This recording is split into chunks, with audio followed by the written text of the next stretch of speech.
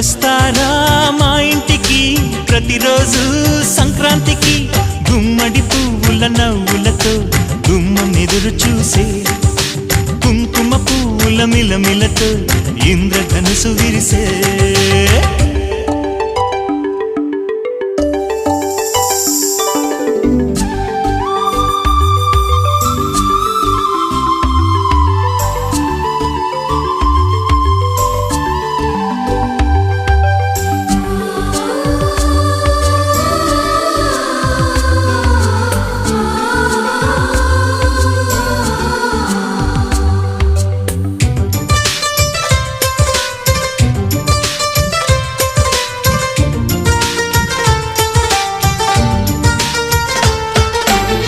ఖుషి తోటలో